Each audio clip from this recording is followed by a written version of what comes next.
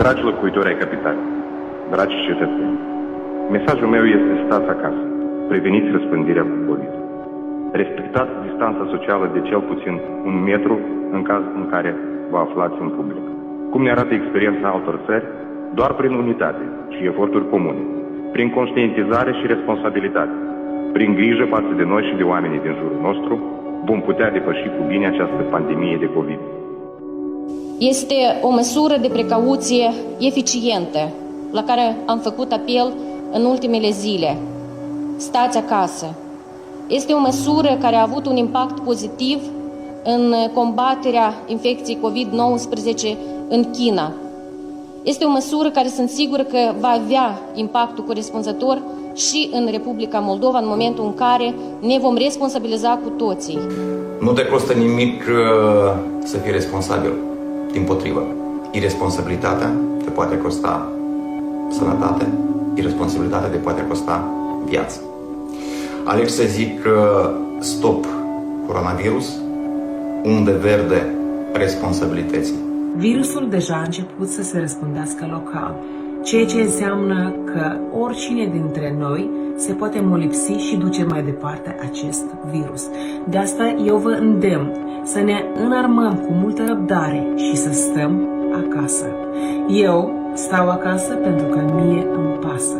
Mulțumim medicilor și tuturor celor care depun eforturi enorme ca să fim cu toții în siguranță. Dacă să lăsăm deoparte motivul aflării acasă, cred că cele mai frumoase zile sunt acestea alături de familie și copii. Eu am ales să stau acasă. Vă îndemn pe toți. Stați acasă! Citiți, studiați, petreceți timpul frumos în familie. Nu la picnic, nu la mall-uri, nu la joacă. Acasă. Am un mesaj pentru toți tații din lume. Stați acasă cu mămicile și cu copiii. Salut! Numai ce m-a sunat copilul, m-a întrebat când vin acasă. I-am promis foarte curând pentru toți tații care știu că trebuie să plece undeva la muncă, undeva la cumpărături și revin acasă. Fiți atenți atunci când intrați în casă, facem duș, schimbăm hainele, după care ne pupăm soțiile, copiii și stăm acasă. Acum au apărut foarte multe filme bune. Stăm acasă, sănătate la toate familiile, o să răbdăm și o să reușim în toate împreună. Am ieșit pentru maxim 15 minute și am făcut rapid cumpărături, pentru că am rămas cu frigiderul gol și am luat cumpărături pentru o perioadă mai lungă ca să stăm acasă. Vin și eu cu apelul stați acasă, că aveți grijă de voi, aveți grijă de sănătate, de igienă în special și aveți grijă de cei dragi. Trebuie să ținem cont de regulile impuse de autorități, de regulile de igienă, să ne spălăm cât mai des pe mâini, să aerisim camerele în care stăm, să evităm ieșitul afară doar pentru strictul necesar, să evităm contactul cu oamenii noi. Eu personal mi-am anulat toate activitățile și sunt izolat în casă, ceea ce vă recomand și vouă. Eu toată viața mea nu m-am spălat atât de des pe mâini cum o fac acum în ultimele 3 zile.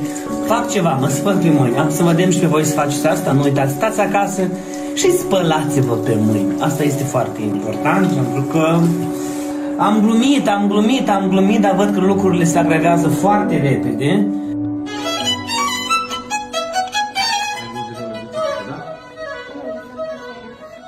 În aceste momente mai dificile, vă îndemn pe toți să ne izolăm, să stăm acasă, să fugim de acest virus, ca el să nu ajungă la noi, iar noi, din plin, să savurăm din fericirea de a sta cu familia împreună.